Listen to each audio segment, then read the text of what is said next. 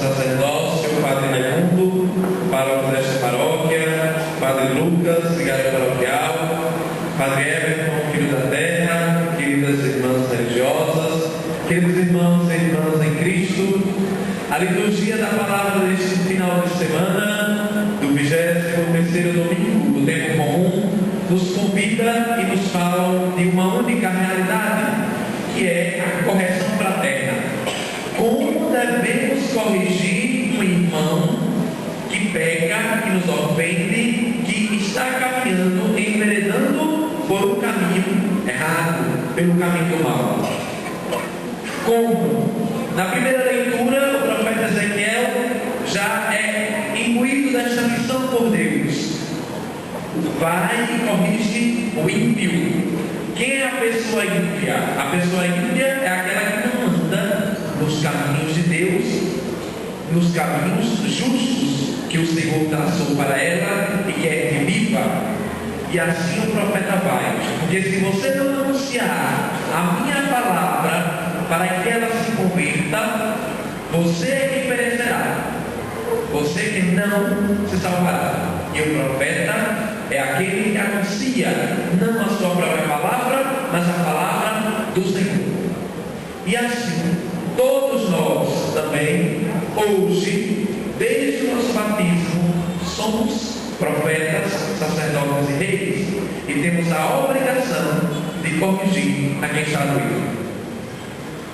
É isso que a liturgia da palavra de hoje nos coloca de modo bem claro. Vejamos o Evangelho. Também aqui no Evangelho nós vamos ter 4 passos para a correção de uma pessoa até que ela seja considerada pagã, ou seja, não mais. Quem são os pagãos? Aqueles que não conheceram a palavra de Deus ainda, que não conheceram a salvação. Imagine você ter batizado, ser considerado pagão, porque não quer seguir a palavra de Deus. Mas é assim. Veja o que Jesus nos coloca no Evangelho. A primeira coisa, se teu irmão pecar contra ti, chama-o em particular. Não é pela multidão fazendo vergonha, não. Viu? É em particular, e em particular é fecha olho no olho. Não fazendo vergonha logo de primeira vista. Calma. Chama em particular, que meu irmão considera errado.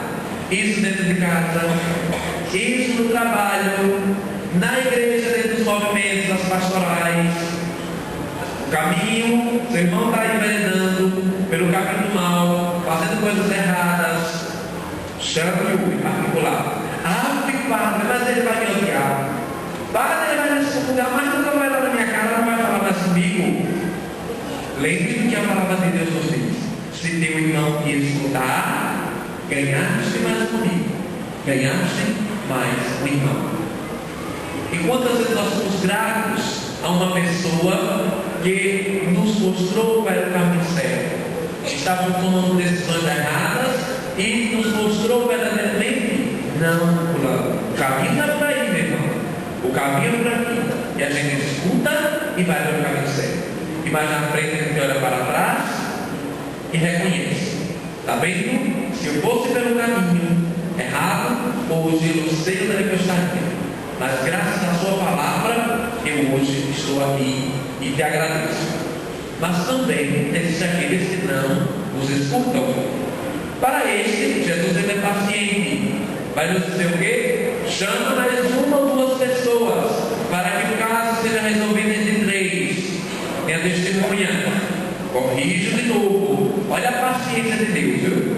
Corrijo. Se ele não te escutar, melhor ainda. Lembre-se, penitência pública, pecado público, penitência pública. Mas pecado particular, oculto, a penitência é particular. O que significa isso? Se o caso foi visto somente por você, o erro, e não por toda a comunidade, eu não devo alarmar e alastrar na fofoca a todos. Não. Eu primeiro vou a pessoa. Se ela não me escutou, eu chamo mais 2. Olha, fulano, o caso é esse. Vamos salvar meu irmão e minha irmã está caindo no abismo. Chama as 3. Escutou? Louvado seja Deus. Não escutou? Vamos para o terceiro passo. Diga à igreja, entregue ao padre, ao bispo, ao papa, à hierarquia da igreja, entregue ao coordenador do grupo, do movimento. Você já não foi sozinho, já chamou para as duas testemunhas e não escutou? Não escutou? Entregue à igreja, entregue a quem é o responsável, para que todas as providências falam, né? Tomara que escute agora e se corrija. Mas não escutou, padre. Foi uma particular, em 3, entreguei ao padre a igreja, aquela igreja não escutou. Agora, meu filho, não há mais perdão. Que seja considerado pagão, que seja considerado que tenha que conhecer e fazer o pessoal com Jesus Cristo. Que a este coração é necessário o que nos diz o Salmo. E hoje, no refrão do Salmo: Senhor, não feches o coração, ouvi hoje a voz de Deus. E quantas pessoas não escutam a palavra e vivem de coração fechado, e não querem escutar para sair do pecado, para sair do erro. Um caso, vocês vejam o tamanho do cúmulo, já era padre, tem uns 3, 4 meses ano passado, em Cristianápolis, e foi os padrinhos, o pai e a mãe, os padrinhos que queriam batizar, e não eram casados na igreja. E eles, infelizmente, o que é que a igreja nem sonhava em nascer sem, a igreja já existia essa regra para dar um testemunho, para ser padrinho somente quem é casado na igreja ou solteiro. Ah, padre, não é pecado não. Se é pecado, sim. E se for pecado, deixa o pecado nas minhas costas. Aí eu estou cuidando também. Está vendo como é a consciência? Ou seja, eu estou pecando e estou pecando consciente e eu quero ficar com o pecado. Se eu deixasse, tanto eu necessariamente pecando, quanto eu também não tenho consciência. Então, mas corrigi. E disse: olhe, vou dar a vocês uma oportunidade. Eu posso batizar, mas os padrinhos vão ter que se casar. E aproveita de tabela, os pais também se casam. Porque quando foram chamados para ser padrinhos, não passem por essa de novo. Me arrumo mais 3 casais, vocês. Eu faço casamento comunitário. 3 dias de preparação. Isso foi em outubro, passaram novembro, dezembro, janeiro e fevereiro. Aqueles que têm mais de 1 mês estavam aqui. Em março, 6 de março, fez o casamento deles. Felizes e já foram padrinhos. Então, mas conheceram, quiseram ser corrigidos, escutaram, vieram à igreja e escutaram a palavra e se corrigiram. E hoje estão vivem na graça de Deus. E por que não ouvimos a palavra do Senhor? Mas ainda tem outra questão. Como devemos fazer a correção? Já sabemos. Particular, 2 ou 3, entregando a igreja. Até que escutaram. Agora, qual a maneira, qual o melhor modo de corrigirmos uma pessoa? Aí é São Paulo, na segunda leitura, que nos vai dar a receita correta e perfeita. O que é que São Paulo vai nos dizer na segunda leitura? Não fiqueis devendo nada a ninguém a não ser o amor puro. Porque amor ninguém paga. O único pagamento que podemos dar ao amor é o próprio amor. Ou seja, qual é o maior de todos os mandamentos que o Senhor resumiu? Dos 10, amar a Deus sobre todas as coisas e ao próximo como a ti mesmo, como nos lembra São Paulo. E é o amor, meus irmãos e irmãs, que deve dar o tom da nossa correção. Eu não posso chegar no irmão que está pecando e dizer: você já está no inferno se você não se converter. Você vai dar o diabo, você está lá com um espetinho esperando, viu? E se mostrando que é maior. Veja que eu estou na igreja todos os dias, se mostrando que é melhor. Não. Aí é que não se converte. Aí é que não muda de vida.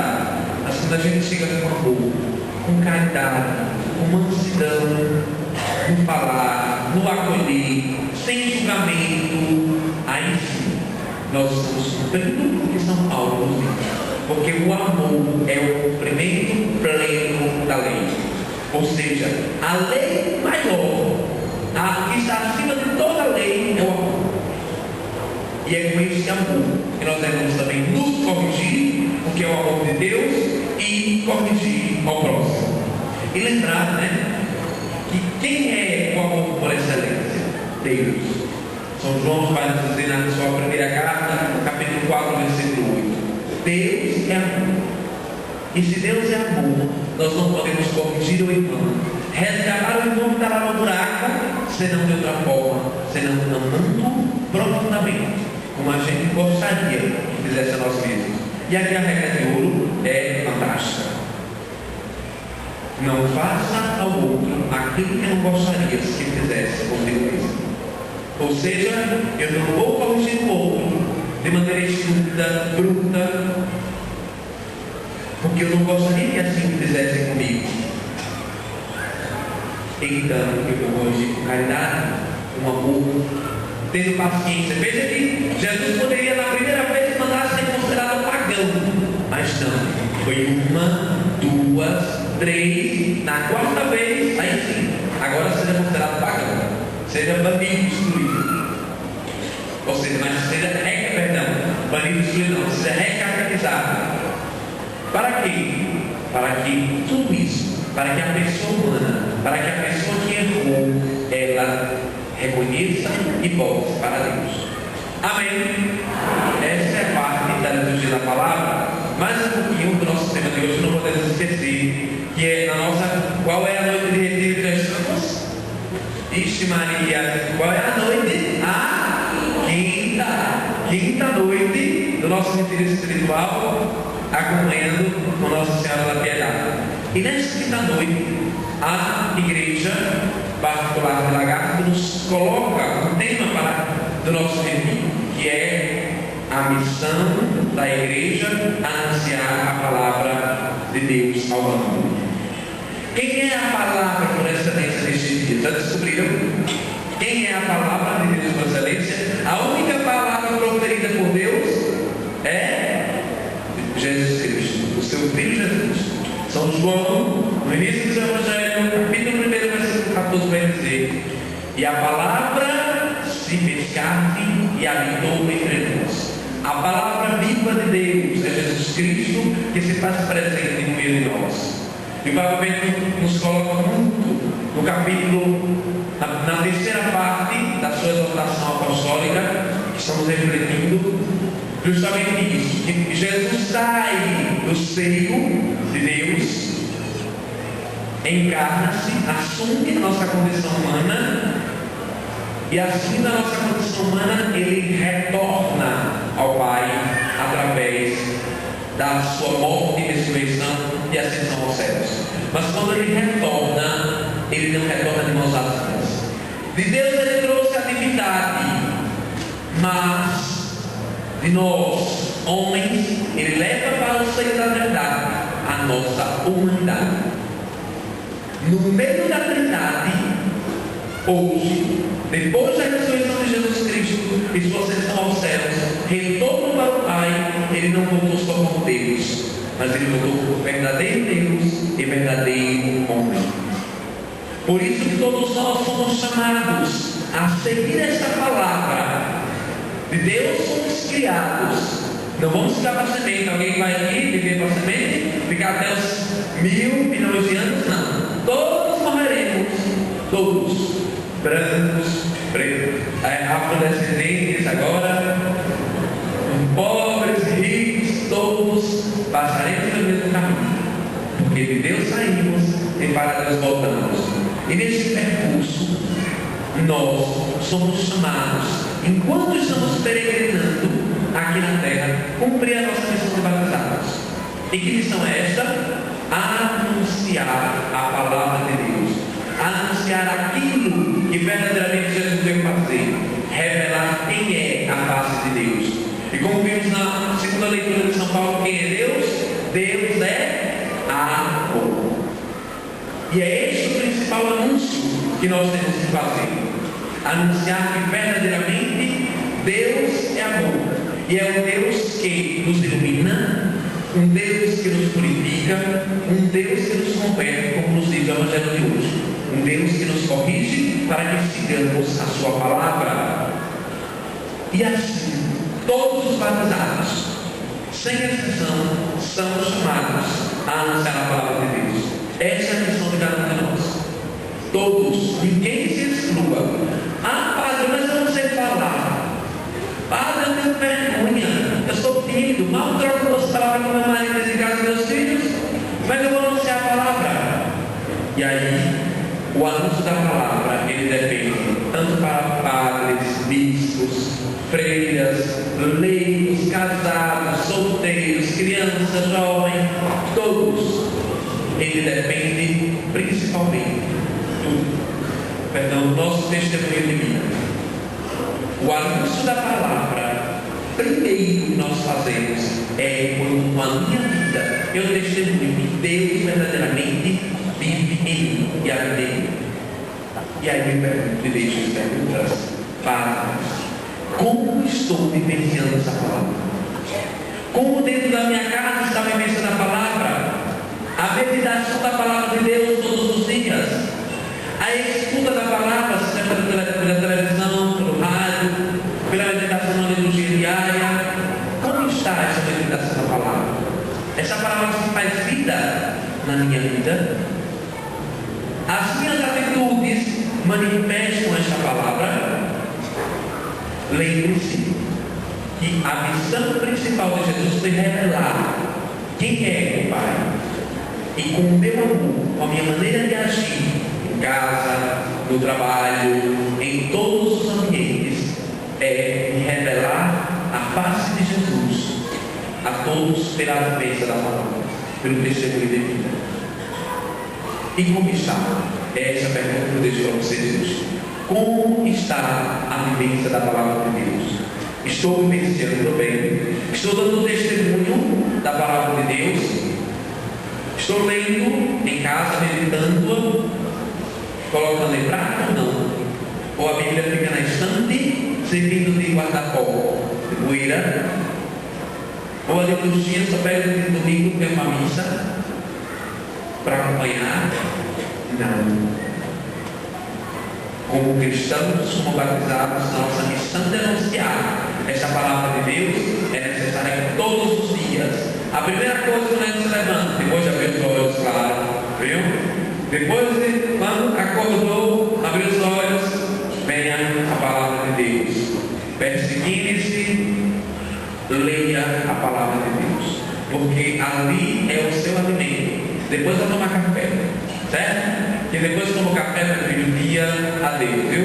Aí não lembra de rezar, aí só de novo na hora de dormir e olha lá, você está isso que o melhor horário de a palavra é quando